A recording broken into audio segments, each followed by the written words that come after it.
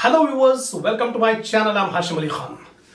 Last two videos I have explained you how to compute the income from house property according to the provisions of Income Tax Act. So first of all, we have seen there are two types of houses: let out house and self-occupied house. When the house is let out, how to find out the income from house property? Income Tax Act has given the procedure. First of all, gross annual value. To find out the gross annual value, we have to consider four rental values: municipal rental value, actual rental value, fair rental value, standard rental value. All these things I have explained in the last video. So there are different types of let out houses where in some houses there is unrealized rent, some houses there is vacancy period. All these things I have explained in the last two videos. See here, the problems are based on the provisions which I am explaining. So if you are just ignore these theory videos, definitely you cannot be able to understand the problems. So my suggestion to you, first of all, be thorough on the provisions by watching with full concentration. Not once, twice, thrice these theory videos. Then only you can easily understand the problems. In this video, I am going to explain you some more important points you have to consider while calculating income from house property. Apart from that, in this video, I am going to explain you about the self-occupied house. How to compute the income from self-occupied house. So these are the things I am going to explain. So watch the video till the end. Don't skip in between.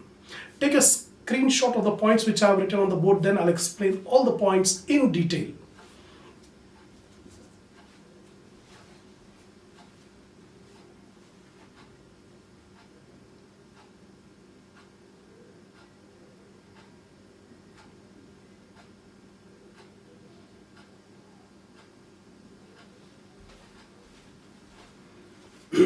So first point, the very first point which you have to remember while computing income from house property is for calculating ARV, actual rental value. That means at what rent the property was let out to the tenant, actual rental value. In a normal situation, rental value of 12-month period should be taken. That means when the property is given on rent, we should take the ERV for 12 months. That means if there is some outstanding rent, that should be added. For example, if the property is let out for 10,000 rupees per month, so 10,000 into 12, 1,20,000. But actual rent received from the tenant is only 1 lakh. That means out of 1,20,000 rental value, only 1 lakh rent is received. Remaining 20,000 rent is outstanding, due, but not paid by the tenant. So whatever is due will be added. 1 lakh rupees rent received plus 20,000 rupees rent outstanding. Total rental value is 1,20,000 we should take, ARV. That is the first point. Second, if the owner has provided any facilities or amenities to the tenant, then the cost of such facilities should be deducted from the 12-month period. That is lift maintenance or maintenance of premises, watchman, gardener salary, etc. Sometimes the owner of the property will let out the property along with some amenities. That means the owner is paying. The owner is paying for maintenance of the premises or maintenance of the lift, gardener salary, watchman salary. These are the services which are provided by the owner to the tenant. In such a situation, whatever cost of these services provided will be deducted from the rental value, from the rent received. For example, in 1 year, the total rent received is 2 lakh. Out of 2 lakh, 30,000 rupees are the cost of services provided. Services provided by the owner to the tenant. So 30,000 will be deducted. So 2 lakh minus 30,000, 1,70,000 is the ARV. The cost of facilities provided should be deducted to get the ARV. Third point, if the owner collects any amount towards the services or facilities provided, then such services collected is taxable under income from other sources. Sometimes the owner will charge separately for services. Example, I am the owner, you are the tenant. I have given the property on rent to you. The agreement is per annum you have to pay 2 lakh rupees rent of the premises. And apart from that, you have to pay 20,000 rupees for services provided. So separately I am charging 20,000 for services provided. So Income Tax Act says how much you are collecting the rent? 2 lakh. That is the ARV. Separately, how much you are charging for services? 20,000 rupees I am charging. So that 20,000 is taxable under income from other sources. So per month 20,000. So per annum 2,40,000. So 2,40,000 rupees I am collecting from the tenant as services provided. Income Tax Act says how much cost you are incurring. I am incurring a cost of 1 lakh rupees. I am incurring a cost of 1 lakh rupees, but I am collecting from the tenant to 2,40,000. Income Tax Act says out of 2,40,000, deduct 1 lakh. Remaining 1,20,000 is taxable under income from other sources. Remember, whatever I am explaining now, these are the points definitely we are going to come across in the problems in the coming video. So watch it with full concentration.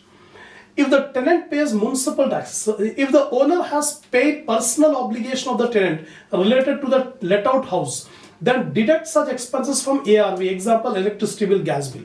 Sometimes the gas bill, electricity bill will be paid by the owner. You are the tenant. It is your obligation to pay electricity bill. You are using electricity. Your obligation to pay gas bill. You have to pay it. But sometimes owner agreed to pay. And that amount is being collected along with rent. Whatever rent you are paying to me, in that rent is included electricity charges and gas provided. Income Tax Act says deduct from the actual rental value, rent received. From the rent received, deduct the cost of facilities provided. To get ARV. Next one, if the tenant pays municipal taxes and expenses of repairs, then the same shall not be added to actual rental value. Sometimes according to agreement, the municipal taxes and repairs of the property is to be borne by the tenant. In that case, the municipal taxes or repairs expenditure incurred by the tenant will not be added to ARV. The municipal taxes and repair charges will not be added back to ARV. Then advance rent or refundable deposit received from the tenant are not to be added to rent received account. Sometimes the owner will ask for advance rent or some deposit to be made, refundable. You are my tenant. Just now you are taking my premises on rent. So at the time of agreement, I told you that you have to pay 2 months advance rent. So this advance rent received should not be considered while calculating income from house property. Similarly, sometimes deposit will be received, refundable. That means the tenant has to pay 50,000 rupees deposit at the time of taking the premises, and it will be refunded at the time of vacating the property. So this deposit received will also not be considered while calculating income from house property. Municipal taxes are paid to local authorities. Actual amount paid by the assessee is to be deducted from GAV. After calculating gross annual value from GAV, municipal taxes will be deducted. Municipal taxes are the taxes which are applied by local authorities, municipal authorities. So whatever municipal taxes paid during the year for this property, that will be allowed as deduction. From GAV, deduct municipal taxes, will get the NAV, net annual value. If the municipal taxes are due but not paid, then due amount is not allowed as deduction. Very important point. Whatever I am saying this, all these are going to come in the problem. Municipal taxes will be allowed as deduction only on payment basis. If the municipal taxes are due, then it is not allowed. Example, my property which I have let out. The municipal taxes of my property for 1 year is 1,20,000. So 1,20,000 rupees I have to pay municipal taxes. But during the year I have paid only 1,20,000 still due, not paid. The Income Tax Act says whatever amount you have paid, that only will be deducted. 1 lakh rupees I have paid, 1 lakh rupees will be the deduction. 20,000 outstanding municipal taxes not allowed as deduction. Then arrears of municipal taxes paid in current previous year is to be deducted from GAV. For example, last year's arrears outstanding is paid during the current year. Example, current year 1,20,000 is the municipal taxes paid. Along with that, last year outstanding municipal taxes 20,000, that also paid during the current year.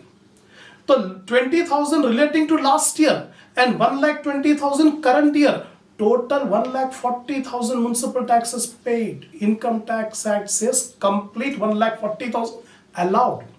Whatever is paid is allowed, whether relating to current year or last year or next year. Whatever in municipal taxes paid, that is fully allowed as a deduction. Next, municipal taxes paid by the tenant is not to be deducted from GAV.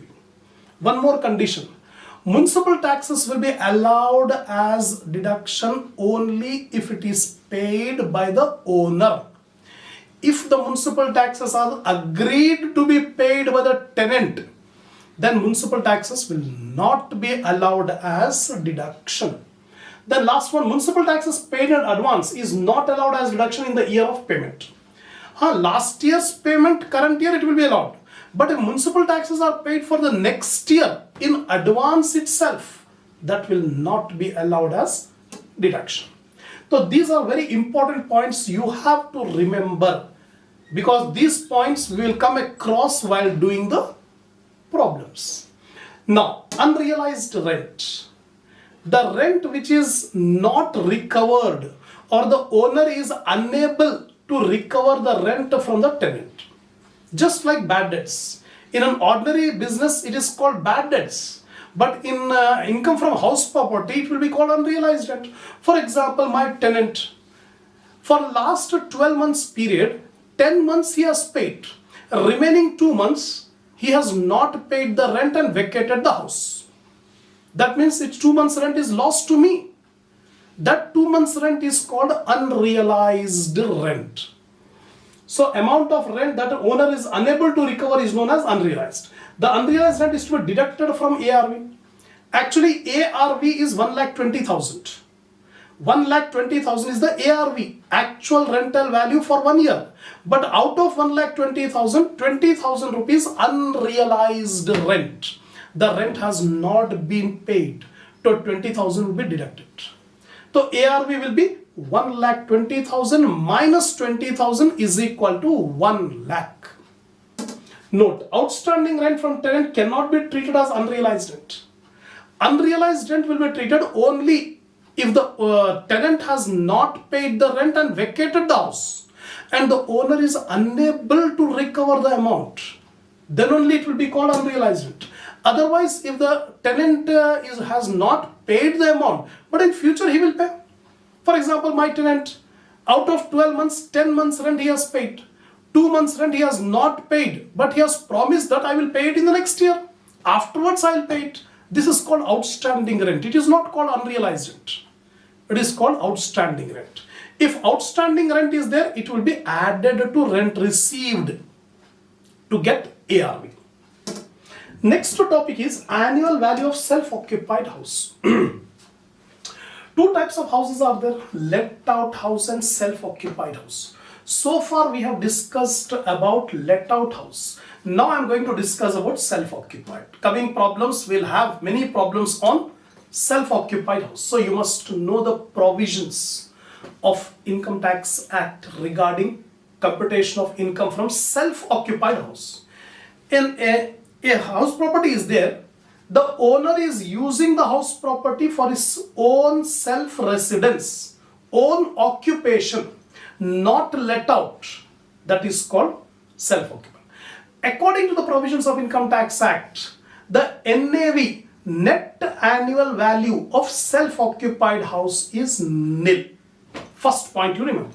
No need to calculate GAV. No need to deduct municipal taxes. So ignore GAV, ignore municipal taxes for self-occupied house. Only you remember NAV will be nil. NAV will be nil, zero. No deductions are allowed under section 24 except one deduction, that is interest on loan. Actually, two deductions are there, 24A, 24B. 24A is the standard deduction, 24B is the interest on loan. So Income Tax Act says standard deduction will not be allowed for self-occupied house. But interest on loan taken will be allowed as deduction.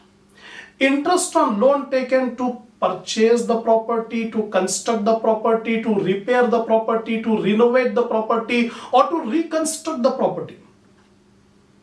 Loan is taken for all these purposes and interest on loan is paid. In that case, that interest will be allowed as deduction. That means we will not get income from self-occupied house. We will get loss from self-occupied house because annual NAV is zero. NAV is zero minus interest on loan is 20,000. So 0 minus 20,000, you will get minus 20,000. That means loss. So normally you will have loss from self-occupied house. So this is what I have explained here.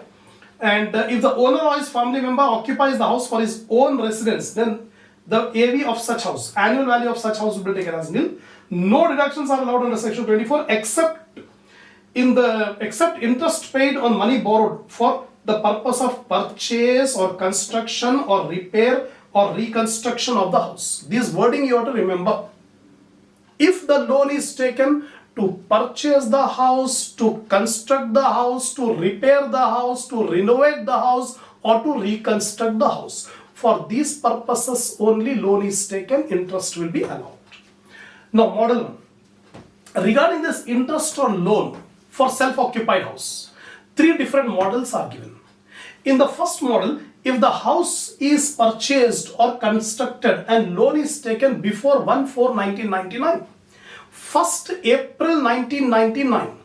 So before 1/4/1999, loan is taken for purchase or construct the house property, then interest on loan will be allowed as deduction to the least of the following two amounts.